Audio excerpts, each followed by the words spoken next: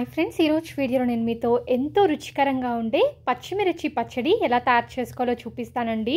వేడి వేడి అన్నంలోకి కొద్దిగా నెయ్యి వేసుకొని తింటే అద్దిరిపోతుంది. చాలా తక్కువ ఇంగ్రీడియంట్స్తో చాలా సింపుల్ అండ్ టేస్టీగా తయారు చేసుకోవచ్చు. అది ఎలాగో ఇప్పుడు చూద్దాం.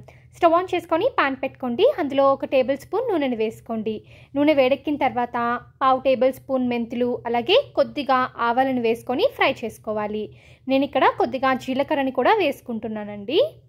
ఇవి వేసుకున్న తర్వాత వీటన్నిటిని కూడా బాగా ఫ్రై చేసుకోండి. ఇవి వేగిన తర్వాత కొద్దిగా కరివేపాకుని కూడా వేసుకొని ఫ్రై చేసుకోవాలి. కరివేపాకు వేగిన తర్వాత పచ్చిమిరపకాయలని యాడ్ చేసుకోండి.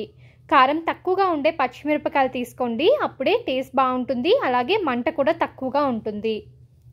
ఇప్పుడు పచ్చిమిరపకాయలు యాడ్ చేసుకున్న తర్వాత ఆయిల్లోనే ఒక 2 నిమిషాల పాటు ఫ్రై చేసుకోండి. ఇలా ఫ్రై చేసుకున్న తర్వాత నిమ్మకాయ సైజ్ అంత చింతపండుని యాడ్ చేసుకొని మరొకసారి బాగా మిక్స్ చేసుకోవాలి.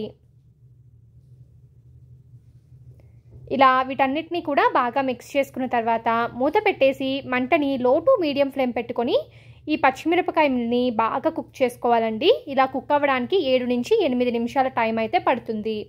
మంటని లో ఫ్లేమ్లోనే పెట్టుకోండి, లేకపోతే మాడిపోతాయి. చూడండి, ఇలా పచ్చిమిరపకాయలన్నీ కూడా బాగా కుక్ అవ్వాలి. ఇలా కుక్ అయిన తర్వాత స్టవ్ ఆఫ్ చేసుకొని ఈ మిశ్రమాన్ని పూర్తిగా చల్లారనివ్వండి. ఇలా చల్లారిన ఈ పచ్చిమిర్చి మిశ్రమాన్ని మిక్సీ జార్లోకి వేసుకోవాలి. ఇలా మొత్తం అంతా కూడా వేసుకున్న తర్వాత రుచికి సరిపడినంత ఉప్పు అలాగే 4-5 వెల్లుల్లి రెబ్బల్ని కూడా వేసుకొని మెత్తగా గ్రైండ్ చేసుకోండి. వాటర్ ఏమీ యాడ్ చేయాల్సిన అవసరం లేదండి, మెత్తగా గ్రైండ్ అయిపోతుంది. సో చూస్తున్నారు కదా, పచ్చడి అయితే రెడీ అయిపోయింది. నేనైతే దీనికి పోపు సిద్ధం చేసుకోవట్లేదు. మీరు కావాలనుకుంటే ఈ పచ్చడికి పోపుని కూడా వేసుకోవచ్చు. ఈ పచ్చడి 3 నుంచి 4 రోజుల పాటు నిలువ కూడా ఉంటుంది.